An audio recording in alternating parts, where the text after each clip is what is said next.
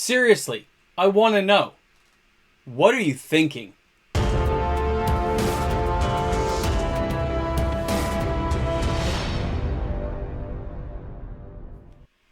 When was the last time somebody said you were crazy for buying Magic the Gathering? Welcome back, everyone. MTG Moxman here. Thanks for hanging out with me on the channel today. And that was a discussion I've had now for about 40 minutes yesterday, explaining to a group of parents at my kid's school about this card game and its collectability versus playability. You know, the whole gamut of conversation that came up with a couple of moms and some dads at my kid's school. I gave my son all kinds of free cards to play with friends. We built some very simple decks. A lot of his friends played Pokemon. My son wanted to expose him to some Magic cards. And he said, can I bring a whole bunch of decks? And I said, yeah, we'll build like, 10, 12 decks. We'll have some fun, a lot of commons, build some lands in there, and just have at it. And I guess some of these children decided they did like the game. And they tried to get their parents to go to an LGS and buy them some cards. And that's where sticker shock set in. Now, when it comes to Magic the Gathering and having to explain that to a group of people who had no idea, they haven't been exposed to that world other than going to a Toys R Us and buying a few packs of Pokemon, that was quite the discussion. And I'm sure I gave a good explanation to how this game works, its viability, collectability, the player base, the competitive format versus a casual format, why some cards are expensive, why some are not. It was quite an eye-opening experience, I know, for a few of those families out there. And I said, you don't have to pay anything. There's lots of common cards I can just give them. You'll never have to spend a dime. You don't have to listen to your kids trying to convince you to buy them. Keeping up with the Joneses is very expensive. And right now, these kids are all on the same playing field. My son is playing with the exact same cards as your kids. We're taking it from the same piles. If they want to ramp up their decks, I'll give them more commons and uncommons they can build with. It's kind of the take I took. But I realize now how many times somebody has told me I'm crazy for spending thousands of dollars on a card game. I'm crazy for buying a $900 card for a single piece of cardboard. And you know what? I don't care. That's what I choose to do with my money. If I value something and I think this game is collectible to me, I'm going to keep buying cards I want. And really, the price will not stop me. If there's a card I really got to get, I'm going to buy it. I'm going to save for it. Yes, you can wait for dips in the market. You can wait for a better price to come along. Keep your spreadsheets like I do. Keep all the cards you want listed. The lowest price you've seen, the current price it's at. You can do all that. But at the end of the day, if it's a card I want bad enough, I'm going to buy it. And this led to a second part of a conversation with some friends. As you guys know on the channel, if you're new, you didn't know this, you'll learn it right now. I am building a Kobold Thrall deck. We're calling it Throwbold, right? I'm trying to build this commander deck using Kobolds and Thralls and all kinds of cards to work in synergy with it. And I've realized a lot of these cards are pretty expensive that I'm trying to get my hands on. And I was not aware of it until I really started trying to build commander decks. So keeping up with the Joneses can be a very expensive endeavor. Obviously, I can't do it deck after deck, but if I'm going to do it, I'm going to do it right. I'm going to take my time and pick these cards up as I can. And I'm slowly buying these cards up one after another. And a person at work saw me putting an order together for TCG Player. And yes, I use my own affiliate link to get that discount for money later on. And thank you for those guys who do that for me. And he's like, you're spending like $200 getting like 9 cards. And I said, yeah, I am. It's expensive. I get it. But you just spent like $3,000 doing some stuff to your car. How much different is that? That's where you find joy. This is where I find joy. It's not crazy.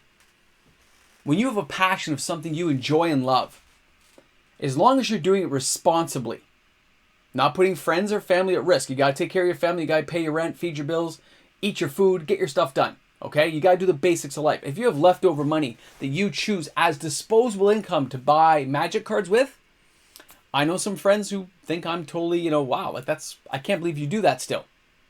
And I love it. And I'm happy to go to war with these people and explain why I do what I do. To me, that $200 for those 9 cards, yes, it was kind of expensive. but I want to get this deck ready for the summertime so I can try it out and play, try to hook something up here so I can play against people on the channel and have a good time and try it out. That's my goal. So I want to have this deck completed by July, and that means I'm going to spend money a little bit faster. I'm not going to put friends or family at risk, but maybe I'm going to dip into the credit card a little bit more than normal to get that done and just make sure I pay off the balance. It's always something I am thinking about. Never go too deep in debt. Always pay it off before the next payday. Get that stuff done. But when you're building and you're constructing something, that's not crazy. You're having fun. It's no different than a person building a model and building some model they picked up and they're painting it and doing the decals and the stickers, and you know how elaborate some of those things can be. They're amazing. It's no different than Magic cards. When you put an amazing deck together and you have OG original cards and some blinged out foil, you're proud of that deck. You're proud of that construction, of the way you've built it and crafted your deck. And to me, that's where I find value. That's where I find joy. I have family members who like to buy ATVs. It's not really my thing because they have a continuous upkeep. I keep toying with buying a boat, but I keep realizing the boat's going to need repairs. You got to save for the boat. You got to pay for boat insurance. You got to pay for gas. There's upkeep.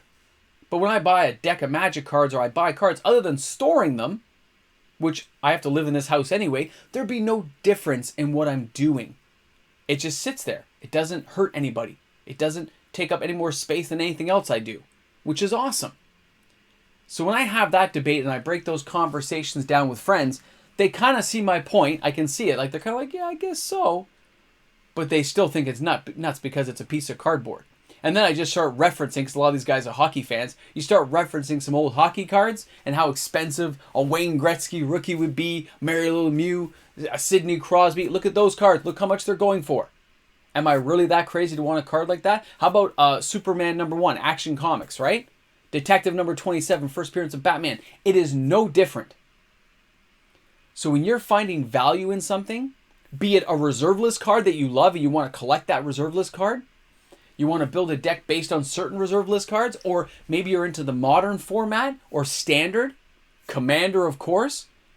Any of those formats that you enjoy, why shouldn't you enjoy them? Don't let somebody talk you out of it.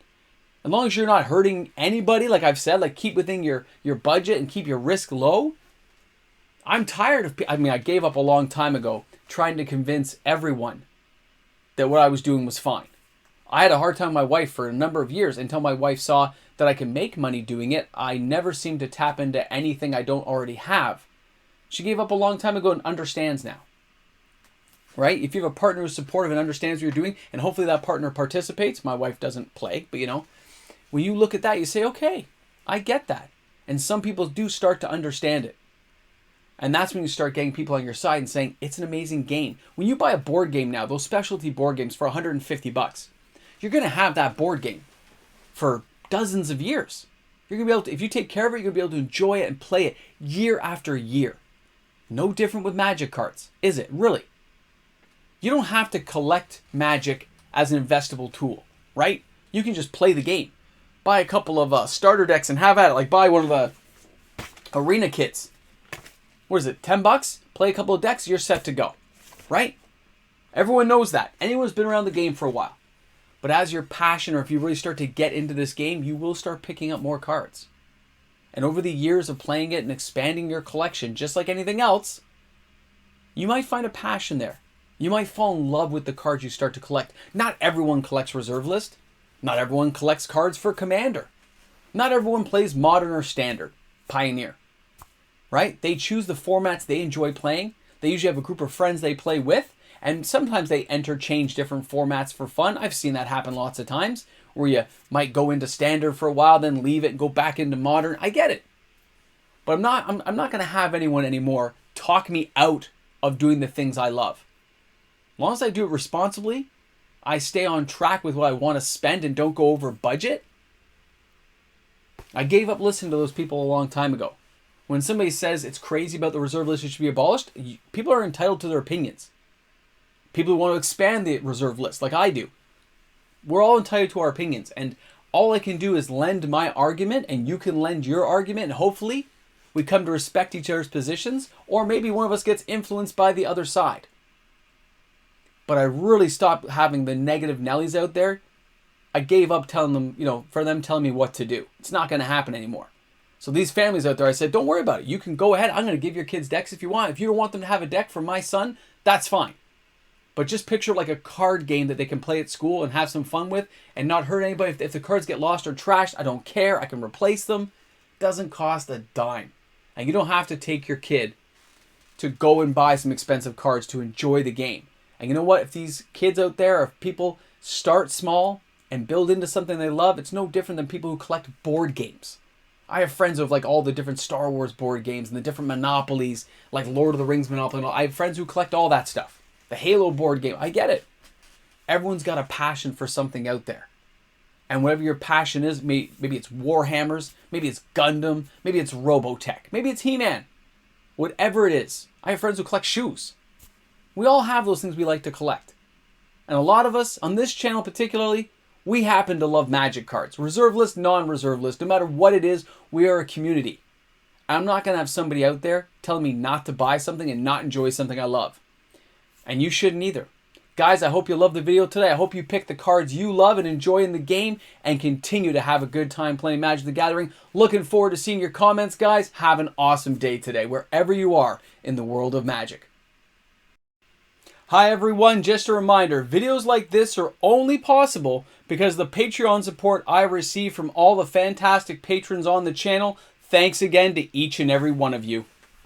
Well, here we are at the end of the video. You made it all the way through. Congratulations. I know, you're wondering, what am I still doing here? The video's done. Why did I make it past those credits? Why? This is a pack of Strixhaven.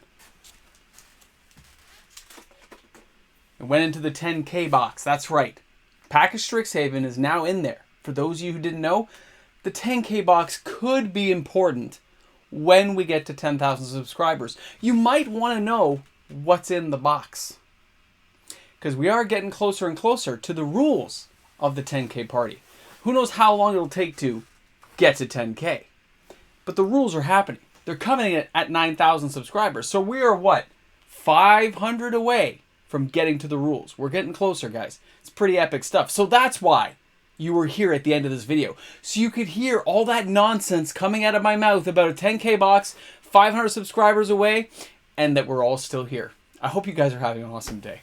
I had a fantastic day. Describing to those parents how expensive these cards can be and why they're valuable and why people collect them was awesome.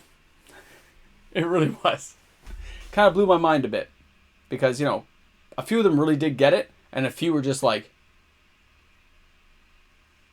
going into space, right? So anyway, guys, thanks for tuning in. Hope you guys are having a fantastic day, man, because we all deserve a good day. We all do. And you stuck around to the end. The very end right now. So what should we say? What should we say? Crazy in the comments section. All right, guys. See you guys tomorrow, man.